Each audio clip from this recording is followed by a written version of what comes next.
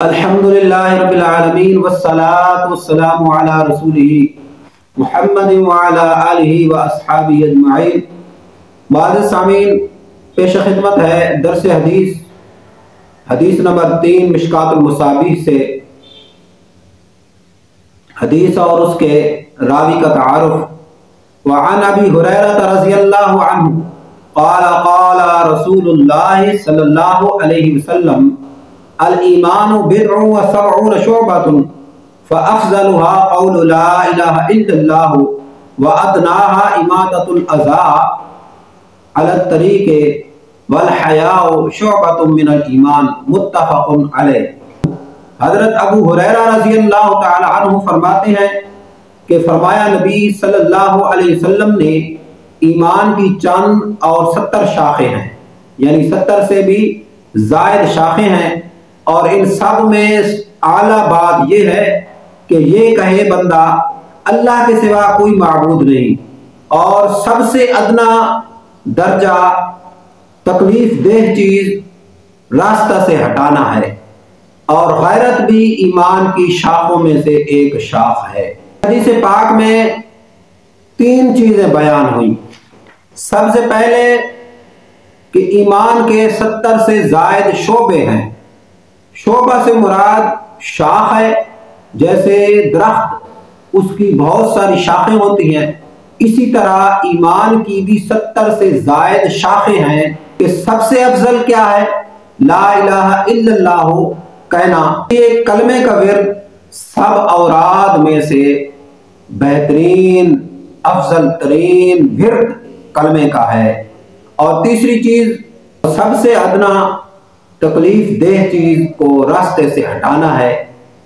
تکلیف دہ چیز سے مراد راستے میں پتھر ہے، اینٹ ہے، کوئی لکڑی ہے، کوئی گڑھا ہے، آپ اس کو بھر دیتے ہیں، روڈ کہیں سے ٹوٹا ہوا ہے، لوگ تکلیف میں مبتلا ہیں تو اس روڈ کو درست کر دینا ہے، گلی میں پانی کھڑا ہے اس پانی کو ہٹا دینا ہے، یہ ساری چیزیں اس میں آ جاتی ہیں۔ حتیٰ کہ کسی کو پانی پلانا، پانی کی سبیل لگانا اور کسی کو سیراب کرنا، یہ سب چیزیں نیکی میں داخل ہیں۔ آخری چیز الحیاء شعبۃ من الایمان، کہ غیرت ایمان میں سے ہے، حیا ایمان کا ایک شعبہ ہے۔ بندہ نہ گناہ چھپ کر کرے نہ ظاہراً کرے۔ چھپ کر کرے گا تو اللہ دیکھ رہا ہے، اور ظاہراً کرے گا تو بندے دیکھ رہے ہیں۔ اس غیرت ایمانی سے کیا مراد ہے؟ یہاں اس غیرت ایمانی سے غیرت شیطانی مراد نہیں ہے، کسی کو قتل کر دے یا کسی کو تکلیف پہنچائے، کسی مسلمان کو دکھ پہنچائے، وہ غیرت مراد نہیں ہے۔ یہاں غیرت ایمانی سے مراد یہ ہے اللہ کے سامنے گناہ کرے، نہ بندوں کے سامنے، نہ چھپ کر کرے نہ ظاہراً کرے۔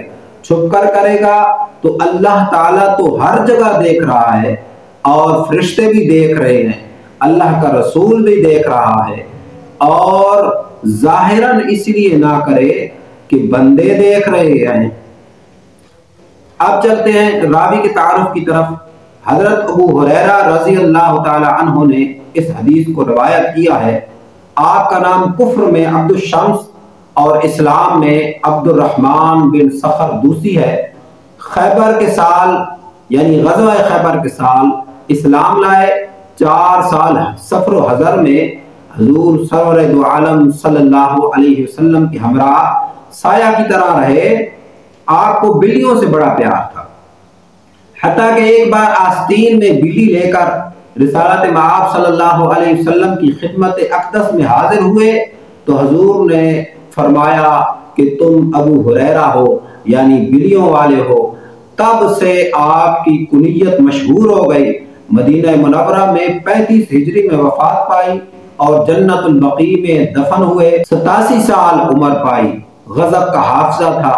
آپ سے 4364 حدیثیں مروی ہیں۔